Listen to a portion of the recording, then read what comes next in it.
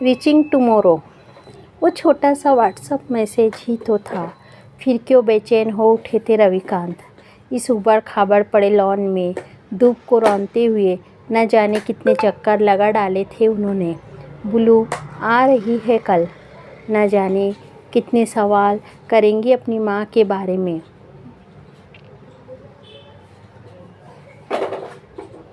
हर बार यही होता है, जब भी कोई समस्या होती है तब वे रात के वीराने में इसी तरह बौखलाए से चक्कर लगाते रहते हैं। प्रभा ही आकर उन्हें इस संकट से उबार ले जाती है और वो अबोध नन्हे बच्चे की तरह चुपचाप उनके पीछे पीछे चले जाते हैं। सब कुछ भूलकर चैन की नींद सो जाते हैं, पर आज ऐसा नहीं हुआ। हॉस्पिटल में प्रभा जिंदगी की आखिरी सांसें गिन रही है। आज की रात निकल जाएंगी, उतनी भी उम्मीद नहीं है रविकांत को। हालांकि डॉक्टर डिसूजा उन्हें इस तरह परेशान न होने की कई बार सलाह दे चुके हैं। पिछले 30 वर्ष के वैवाहिक जीवन में कितने ही जलजले आए और चले गए, लेकिन रविकांत हमेशा चट्टान की तरह अडिग रहे। चाहे आर्थिक समस्या हो या बच्चों की बीमारी या फिर वो ऑफिस की समस्याओं से ही क्यों ना जूझ रहे हो, अपना संतुलन उन्होंने कभी नहीं खोया। प्रभा विचलित होती तो भी डांट डपट कर उन्हें शांत कर देते। पापा अंदर चलकर सो जाइए ना। निशित को सामने देखकर हैरान रह गए रविकांत। अरे तुम? जी, मैंने देखा आप बहुत देर से लॉन में टहल रहे हैं। बिना कुछ बोले रविकांत अपने कमरे में चले आए। निशित के कमरे से छन कर आती मध्यम रोशनी, चूड़ियों की खनखनाहट और पायल की रुंझुन से उन्होंने अनुमान लगाया, शायद दोनों जग रहे हैं। रात किसी पार्टी में गए थे, देर से लौटे हैं। फोम के नरम गद्दों पर जैसे सांप रेंगने लगे। नींद पलकों से कोसों दूर थी। अचानक जैसे यादों के झोंकों ने उन्हें 3 साल पीछे पटक दिया। मगन के समंदर में बहते बहते वो वहाँ पहुँच गए जहाँ उन्होंने प्रभा के साथ ज़िंदगी की शुरुआत की थी। प्रभा उनके इर्द गिर्द यूँ चक्कर काटती थी जैसे पृथ्वी अपनी धुरी पर घूमते हुए सूरज का चक्कर काटती है। रविकांत के व्यवहार से हमेशा 17वीं सदी के सामंतवादी जमींदारों के व्यवहार सी बू आती। नाश्ता ना बहुत गर्म हो ना बहुत ठंडा। रविकांत की हिदायत रहती। च्यवनप्राश का ढक्कन खोल कर रखा जाता। विटामिन की गोली रैपर से निकाल कर तश्तरी में रखी जा रहती।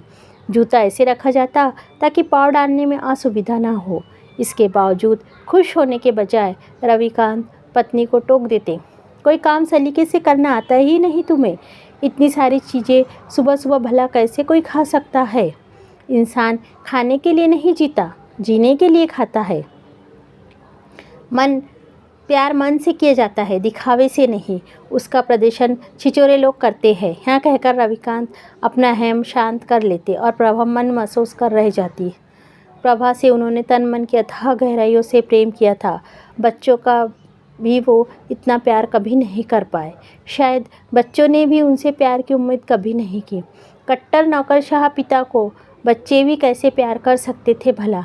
ये तो गिव एंड टेक का मामला होता है। जितना बोऊंगी उतना ही काटूंगी। लेकिन प्रभा बच्चों के लिए एक अच्छी माँ बनी। उन्होंने बहुत प्यार दिया बच्चों को और वो प्यार उसी तरह से उन्हें मिला। घर द्वार व्यवस्थित था। निशित और बुलू अच्छे कॉन्वेंट में पढ़ रहे थे। रविकांत का करियर आकाश की ऊंचाइयों को छू रहा था, पर क्यों नहीं संतुष्ट रह सकी प्रभा कभी भी। अतृप्ति की परछाई क्यों छाई रहती थी हमेशा उनके चेहरे पर। तभी एक धमाका हुआ। अरे आज भाभी जी की कविता सुनी भाई। रोज़ बड़ा सोज है उनकी आवाज़ में। रविकांत के कुलीग ने बड़े उत्साह से बताया तो वह हैरान रह गए। क्या कह रहे हो? हाँ सही कह रहा हूँ, आज ही सुनी है। अरे भाई कोई और होंगी। रविकांत फ़ोन पर अपने उस कुलीग का चेहरा तो नहीं देख पाए, लेकिन उसके मुंह से प्रभा की तारीफ़ सुनकर उन्हें बहुत गुस्सा आ गया। अरे नहीं, मैं सही कह रहा हूँ। कामत के एक फंक्शन में सुनी थी भाभी जी की कविता। रविकांत ने कविता लिखने या पढ़ने के लिए प्रभा को कभी रोका नहीं, लेकिन कभी उसकी तारीफ़ भी नहीं की।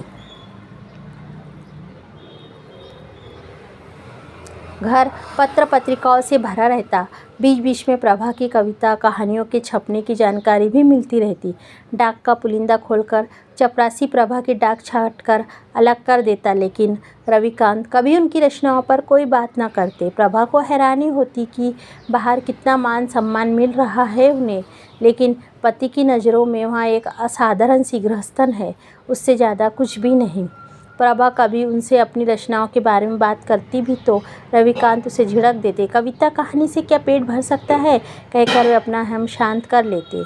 उस कहानी में बड़ा दर्द था। आपकी फ़ोटो उस मैगजीन में देखी, वो कविता दिल को छू गई।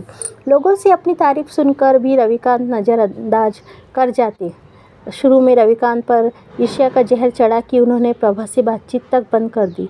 प्रभा ने सब कुछ खामोशी से बर्दाश्त किया, लेकिन प्रभा की खामोशी उन्हें बीमार करती चली गई और आखिरकार उन्हें हॉस्पिटल में एडमिट करना पड़ा। अचानक पत्नी की कराह ने उनकी सोच में खलल पैदा की। कुछ चाहिए क्या प्रभा? नहीं। तेज़ दर में भी प्रभा बेड के पास रखे टेबल से पेन किलर की दवा और पानी लेकर पिया। रविकांत ने तुरंत उठकर कहा, ठहरो, मैं देता हूँ। रहने दो, तकलीफ़ होंगी तुम्हें। सुनकर रविकांत अवाक रह गए। उन्हें समझ नहीं आया कि ये शिकायत है या उल्हाना। आज पहली बार उन्हें एहसास हुआ कि पत्नी की इतनी बड़ी बीमारी का कारण वे खुद है। रविकांत का पूरा शरीर पसीने से भीग गया। आंसू के 2 कतरे प्रभा की पेशानी पर लुढ़क गए। आप रो रहे हैं? प्रभा ने हैरानी से पूछा। तुम्हें कुछ हो गया तो? पत्नी के कंधे पर सिर रखकर रविकांत सिसक उठे। तो क्या सूरज हर दिन निकलेगा, चांद हर दिन निकलेगा, जीवन यूं ही चलता रहेगा? आज तक उपेक्षित अवहेलित पत्नी की डूबती आवाज़ ने उनके कलेजे को जैसे तार तार कर दिया था। न जाने कितनी देर तक वो सिसकते रहते अगर निशित और त्रिजा ने उनकी तंदा न भंग की होती। पापा, आप घर जाइए, पूरी रात जागे हैं, कल माँ का ऑपरेशन है, कहीं आप बीमार ना पड़ जाए। वो सोचने लगे, काश ऐसा हो जाए तो अच्छा है। वैसे भी प्रभा के बिना उनका जीवन निरर्थक है। मन पर भारी बोझ सा था। कैसे कहते, मुझे और प्रभा को कुछ देर अकेला छोड़ दो तुम लोग, कहीं कल की सुबह आज की सुबह से अलग ना हो। पर कुछ कहा नहीं गया उनसे। चुपचाप धीमे कदमों से चलकर कमरे से बाहर हो गए। अगले दिन प्रभा का ऑपरेशन था। रविकांत आंखें बंद कर सोचने लगे, नियति के आगे सारे डॉक्टर का बस नहीं चला तो क्या उनकी प्रभा चली जाएंगी? वो अकेले रह जाएंगे और प्रभा किसी ऐसी दुनिया में होंगी जहां अंधेर उजाले की कोई समस्या ही नहीं होती। अभी तो उन्हें बहुत कुछ कहना सुनना है। आंखें फिर गीली हो गई। अचानक कानों में किसी की आवाज़ सुनाई दी। मुबारक हो मिस्टर रविकांत, ऑपरेशन सफल हुआ। अब आप अपनी पत्नी से मिल सकते हैं। यह अमृतवाणी सुनकर उन्होंने दोनों हाथों से कसकर डॉक्टर की मुट्ठी भींच दी। बहुत दिनों बाद उन्हें एक बड़ी सफलता का एहसास हुआ, पर उसके बाद भी उनके आंसू थम नहीं रहे थे। अपने भीतर के दर्द को छुपाने के लिए रविकांत ने मुस्कुराकर अपनी नज़र सामने लेटी प्रभा पर जमा दी। वो आने वाले सुनहरे कल की तलाश में थे। रविकांत अब बदल चुके थे। अब वे अपनी प्रभा से प्यार जताने का कोई मौका नहीं छोड़ेंगे। अहम को अपने प्यार के बीच नहीं आने देंगे। रविकांत अब जिंदगी जीने का अंदाज सीख चुके थे।